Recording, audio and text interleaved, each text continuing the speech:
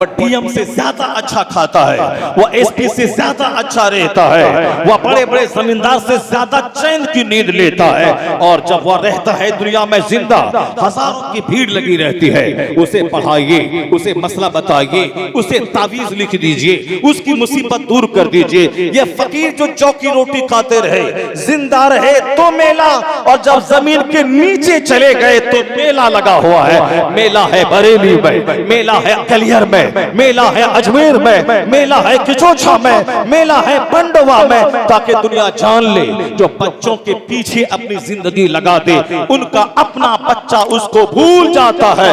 और जो रब की इबादत जिंदगी का मकसद बना ले, रब के दीन की खिदमत जिंदगी का मकसद बना ले, तो उसका अपना बच्चा रहे ना रहे, अल्लाह करोड़ों लोगों के दिलों में उसकी मोहब्बत डाल देता है, जो उनके आस्थाने पे हाजिरी देके फातिहा पाता है, गुलाम चुलकता है, चादर चाहता है। A man who dedicates his life for the sake of Allah, जो आदमी अपना जीवन अल्लाह के लिए समर्पित कर देता है, उनके बाल बच्चे भूखे नहीं रहते हैं, उनके बाल बच्चे भी खाते हैं, अच्छा खाते हैं, लेकिन दीन के लिए सारी जिंदगी डिवोट करने का अल्लाह इनाम ये देता है कि हम लोग गरीब नवाज के समधी हैं, गरीब नवाज का बेटा है, गरीब नवाज का दामाद है, गरीब नवाज का रिश्तेदार है। नहीं, हमारी रिश्तेदारी उनसे हो ही क्या सकती है? कहाँ गरीब नवाज का हम गरीब आदमी, क्या रिश्तेदारी हो सकती है? मगर सब बिहारी अजमेर दौड़ रहा है, सबके घर में गरीब नवाज की फातिहा हो रही है। आप उनका बेटा नहीं है, फातिहा दे रहे हैं। आप उनका समधी नहीं है, फातिहा दे रहे हैं। आप उनका रिश्तेदार नहीं है, उनके आस्थाने पे सलाम पेश करने के लिए जा रहे हैं, उनके वसीले से अल्लाह से दुआ मांग रहे। क्या मतलब? जिस दादा ने आपको जमीन दिया उसकी कब्र कहाँ आपको पता नहीं। जो परदादा जमीन आपके दादा को दिया, दादा आपके बाप को दिया, बाप से आपको जमीन मिली, वो परदादा की कब्र कहाँ है?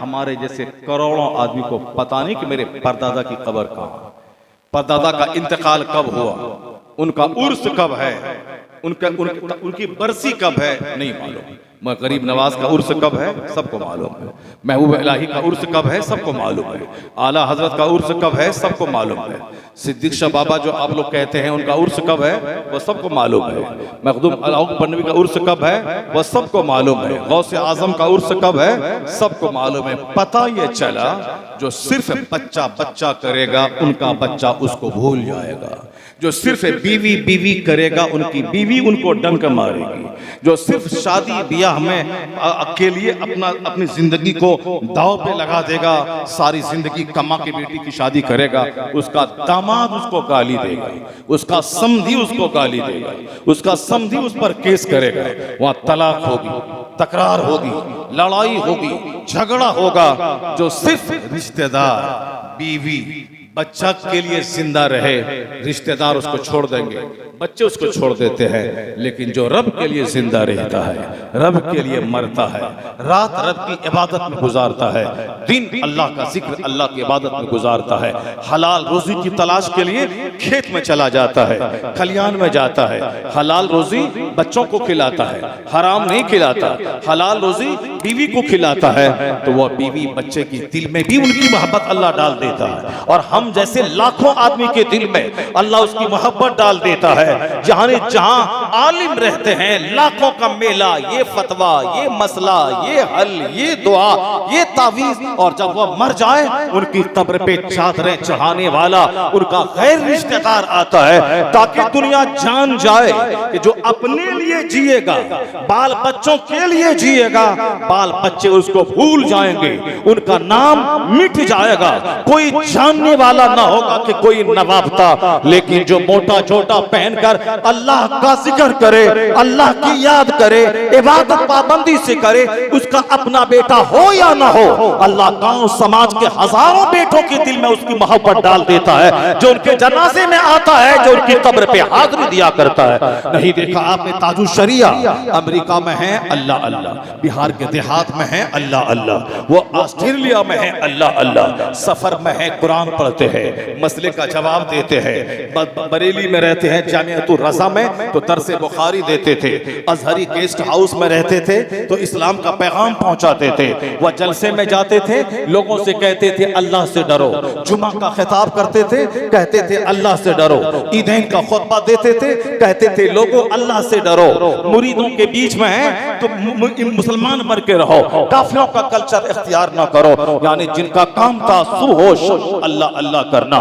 जब भी देखा नमाज में देखा, जब भी देखा कुरान हिफ्ज़ करते देखा, जब भी देखा बुखारी का दर्स देता देखा, जब भी देखा किताब लिखता देखा, जब भी देखा किताब का इमला करवाता हुआ देखा, जब भी देखा किताब का मुताला करता देखा, किताब सुनता हुआ देखा।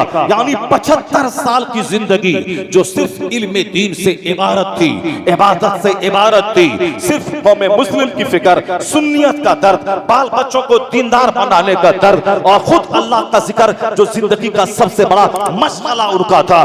दीन की खिदमत करना, दीन पे होने वाले हमले का जवाब देना, जो फितना सर उठा रहा हो उस फितने का सर कुचलना। यानी 75 साल की जिंदगी मशीन की तरह सुन्नियत की खिदमत करते रहे। अल्लाह ने इनाम क्या दिया? मोदी जी की आंख फटी की फटी रह गई। अमेरिका का प्रेसिडेंट देखता देखता रह गया। जब दुनिया के 50 से ज्यादा कमोबेश ममालिक के लोग उनके जनाजे में करोड़ की तादाद के करीब जब बरेली में पहुंच गए, लोग जान गए कि बादशाहों के आखिर जनाजे में 50 लोग रहते हैं। यह कौन फकीर था जो नेट से अलग रहा, जो यूट्यूब से अलग रहा, व्हाट्सएप से अलग रहा, वीडियोग्राफी से अलग रहा, शोहरत से अलग रहा, अखबारात से अलग रहा, मगर इतनी शोहरतें कि 50 से शायद ममालिक के लोग आ गए। 1 करोड़ के करीब उनके जनाजे में कि पिछले 1000 साल में इतना बड़ा जनाजा हिंदुस्तान ने नहीं देखा और पिछले कई सौ साल में दुनिया ने इतना बड़ा जनाजा नहीं देखा। आखिर यह इनाम किसका था? इनाम यही था जो मशीन की तरह जिया, जो अल्लाह अल्लाह करता दुनिया से चला गया, जो फितने का जवाब देता चला गया, जो दर्से बुखारी देता चला गया, जो लोगों को अल्लाह का पैगाम पहुंचाता चला गया। अल्लाह का इनाम यह मिला कि तू परेशान रहा है जिंदगी भर, वाज कहते, किताब लिखते, कुरान पढ़ते, दर्से बुखारी देते, दुनिया भर का सफर करते, अब चैन से तू कब्र में सो जा। अब टनों गुलाल चढ़ाया जाएगा। करोड़ों आदमी जनाजे में आके बता दे, जो यूट्यूब से चिपका रहता है उसका बेटा उसे याद नहीं करता, जो अल्लाह की इबादत से चिपका रहता है अल्लाह करोड़ों दिलों में उनकी मोहब्बत अता कर दे। A man who dedicates his life for the sake of Allah, जो शोहरतों से चिपका रहता है, जो शोहरत के पीछे पागल रहता है कि मेरा नाम हो, मेरी शोहरत हो, मेरा डंका बजे, नाम करने के लिए 100 बोरी सीमेंट मशीन में देता है और इमाम साहब से कहता है कि 100 बार मेरा नाम लेना होगा ताकि जन्नत मिले या नहीं मिले। दुनिया में जो 100 बोरी सीमेंट में दिया हूं, कम से कम दुनिया में 100 बार मेरा चर्चा होना चाहिए ताकि उसका इनाम दुनिया ही में मिल जाए। जब 100 बोरा मैंने दिया है तो दुनिया में नाम हो। जो नाम के लिए मरता है, मीडिया में सरगर्म रहने के लिए मरता है, जो मीडिया में अपना नाम जिंदा रखने के लिए पैसे देता है, जो गांव देहात का जमींदार सेठ जलसा में 10,000 रुपए चंदा देता है ताकि अखबार में जलसे के पोस्टर में मेरा नाम उसमें रहे।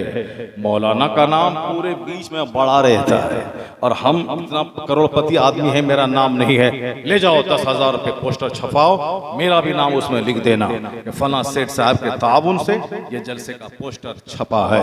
मालूम क्या होता है?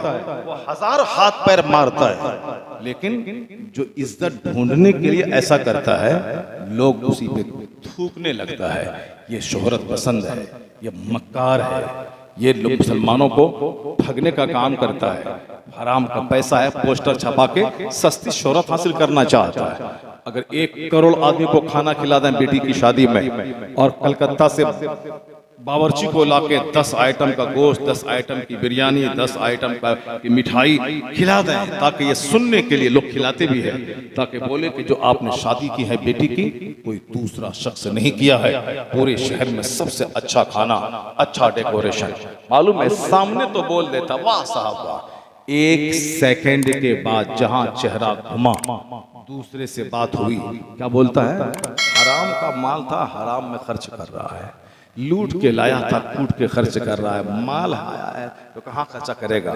जैसा माल वैसा खर्च हो रहा है। एक सेकंड में इज्जत चाहने के लिए वो खर्च किया था, ताकि सब जबान पे चर्चा हो कि साहब जबरदस्त शादी इन्होंने की।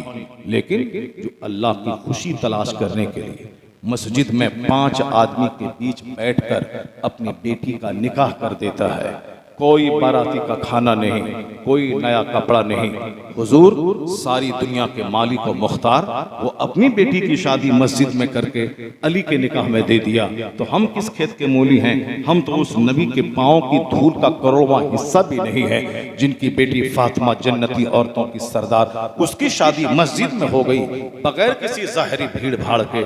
तो हम भी 5 आदमी के बीच मस्जिद में अपनी बेटी का अक़्द कर देंगे, अपने बेटे का अक़्द कर देंगे। समाज जाने ना जाने, लोग मुझे बखील कहे, लोग मुझे कंजूस कहे, लोग मुझे सोम कहे, कुछ भी कहना हो कह दे, मगर मैं सुन्नत पे अमल करते हुए ऐसा करूंगा। अगर किसी ने ऐसा किया, वक्ती तौर पर लोग बोलेगा माल बचाने के लिए बुखालत का मुजाहरा कर दिया, लेकिन जिस दिन जमीन जागेगा पूरे इलाके में चर्चा होगा कि नबी की सुन्नत पे अमल जहां करोड़ों लोग नहीं करते हैं, वहां इस बंदे खुदा ने सुन्नत पे अमल करके दिखा दिया है। आशिक़े रसूल हो तो ऐसा, मोहब्बत रसूल हो तो ऐसा। असल में इज्जत देने वाला अल्लाह है और असल में जलील करने वाला अल्लाह। अल्लाह से हट के जो बंदा चाहेगा कि मैं चैन से रहूं, नहीं होगा। रसूल पाक से हट के जो बंदा चाहेगा कि सुखी जीवन में गुजारूं, ऐसा नहीं हो सकता। मेरे सामने 2-3 मिसालें इतनी बड़ी बड़ी हैं दुनिया की, आप दंग रह जाएंगे। एक मिसाल है ब्रिटिश फिल्म स्टार की, जिसका नाम चार्ली चैपलिन है, कॉमेडियन है। आप यूट्यूब पे, गूगल पे उसका नाम लें चार्ली चैपलिन का, उसकी पूरी जिंदगी सामने आ जाएगी। उसका एक मकूला बहुत मशहूर है, वो कहा करता था, I like to walk in the rain, nobody can see my tears. तो अंग्रेजी में उसकी कहावत बहुत मशहूर है। जैसे एपीजे कलाम का एक कौल बहुत मशहूर है, सपना वो नहीं है जो तुम रात में ख्वाब में देखता है, सपना वो है जो तुम्हारी नींद को तोड़ देता है। ये एपीजे अब्दुल कलाम ने कहा था। क्या मतलब? मतलब है कि ख्वाब, dreams are not those which you see in sleeping। सोने की हालत में जो तू सपना देखता है, असल में वो सपना नहीं है। असल में ड्रीम्स वो है, सपना वो है जो तेरी नींद उड़ा दे, वो सपना है। यानी तुमने साइंटिस्ट बनने का सपना देखा, अब रात की नींद उड़ गई, 12-12 घंटे किताब में पढ़ना। तुमने डीएम बनने का सपना देखा कि डीएम बन के मैं रहूंगा, 16 घंटे पढ़ना, रात भर पढ़ना, सिर्फ 1-2 घंटे सो जाना। ये हुआ वो सपना डीएम बनने का देखा है, तो रात की नींद उड़ गई है। वो कहा था कि सपना वो नहीं है जो तुम ख्वाब में देखता है, असल में वो सपना है जो तेरी नींद को उड़ा देता है। तब तू महान बनेगा, तब तू बड़ा बनेगा। उसी तरह से चार्ली चैपलिन का एक कॉल बड़ा मशहूर है। उसने क्या कहा? I like to walk in the rain, nobody can see my tears. मैं बारिश में टहलना चाहता हूं, जैसे बारिश हो बाहर में, उस बारिश में टहलना चाहता हूं। आई लाइक, मैं पसंद करता हूं, to walk in the rain, बारिश में टहलना मैं ये पसंद करता हूं। क्यों? Nobody can see my tears, ताकि कोई मेरी आंख का आंसू देख नहीं पाए। जब बारिश होगी मैं जी भर के रोना चाहता हूं, ताकि कोई आदमी मेरा आंसू उस बारिश में देख नहीं पाए। कितना दर्द था, कितना दिल शिकस्ता उसका था। किसका? जो करोड़ों डॉलर का मालिक था, खरबपति, ब्रिटिश फिल्म स्टार, करोड़ों आदमी उसका फैंस है। आज हमारे 10, 20, 25, 50 लाख लोग होते हैं कि आपकी फला तकरीर मैंने सुनी, 20 लाख व्यूअर्स हैं, इतने हैं, इतने हैं, जिनका करोड़ों में फॉलोवर्स, जो कॉमेडी बोलता था, बोल बोल पे हंसाता था। बहुत सारे लोग उनका प्रोग्राम मोबाइल में सुनते थे ताकि जो टेंशन है टेंशन खत्म हो जाए।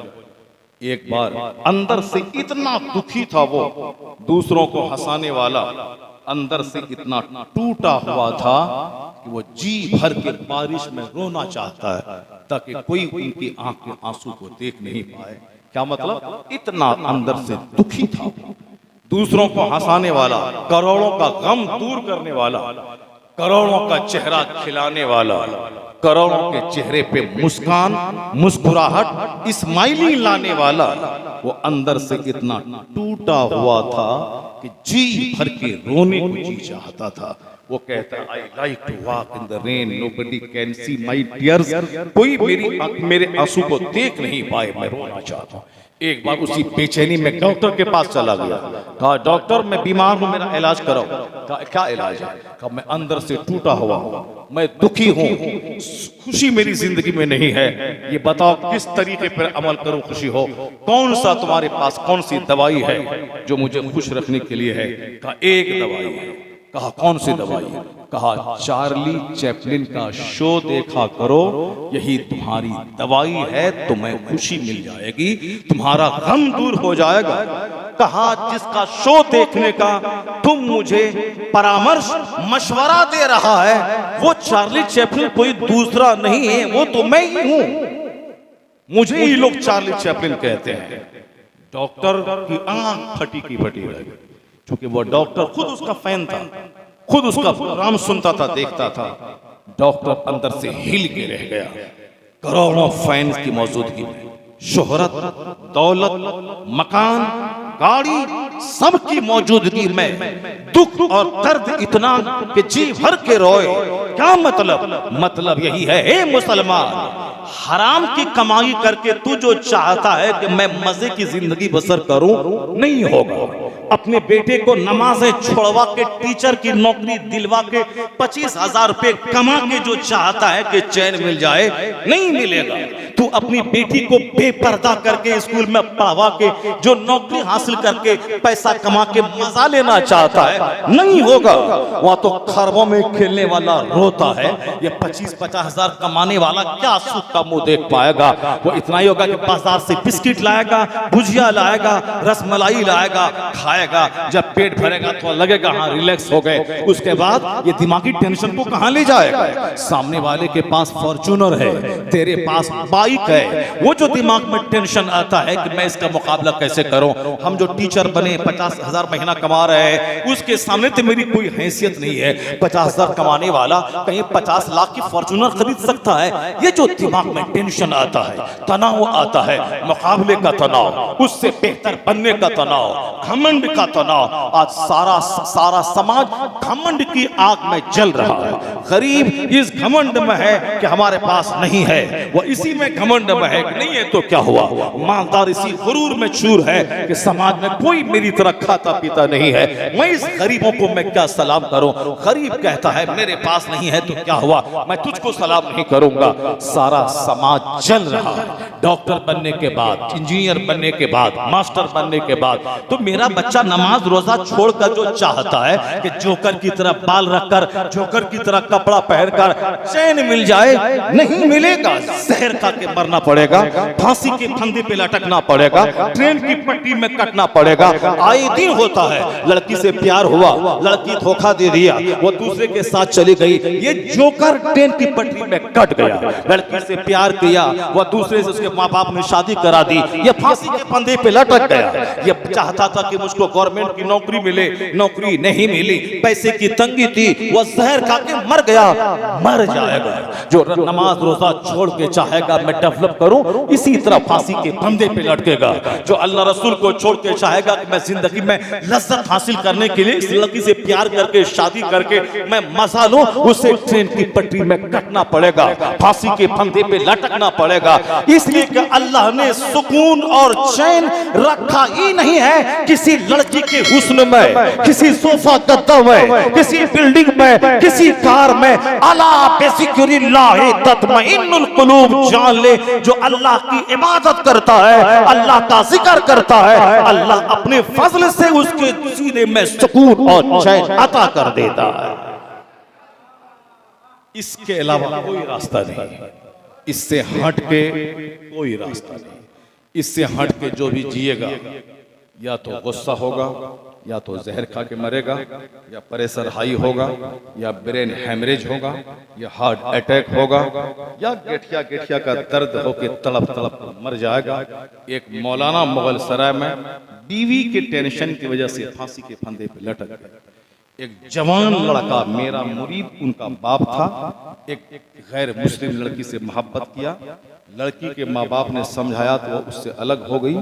ये सदमे में उनके घर के बाजू से रेलवे की पटरी गई थी, ट्रेन आ रही थी, गला दिया, 2 टुकड़े में कट गया।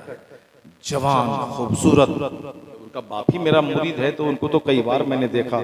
मेरे पास लड़की को लेके आया, मैंने उस लड़की को कलमा पढ़ाया। उसके बाद मैंने कहा कि कुछ दिन मुसलमान बन के रहो, फिर तेरी शादी इस लड़के से करवा देंगे। इसी दौरान लड़का चाहता था कि जल्दी से शादी कर लें, माँ बाप चाहते थे कि निकाह के बाद एक साथ रहना है। उसी टेंशन उलझन में लड़की का बाप सिंगापुर रहता था, सिंगापुर बुला लिया, वो चला गया, शादी नहीं हुई। इसी बीच में कट गया ट्रेन में, क्या मिला उसको। आज ये 15 साल हो गए, दुनिया अपनी जगह पे है, बाप जिंदा है, उनका भाई भी जिंदा है, सारे लोग आराम से खा पी रहे हैं। वो लड़की भी शादी हो गई होगी। अब ये मरा कौन? वो जोकर, जो लड़की की मोहब्बत में पागल हो गया। क्यों पागल होता है? अल्लाह की मोहब्बत में पागल बन जा, करोड़ों आदमी तेरी कब्र की मिट्टी को आंखों का सुरमा बना लेगा। मोहब्बत कर अल्लाह से, मोहब्बत कर मुस्तफ़ा से, मोहब्बत कर अल्लाह के नेक बंदों से। तेरा बच्चा तेरा पाँव धो के पिएगा।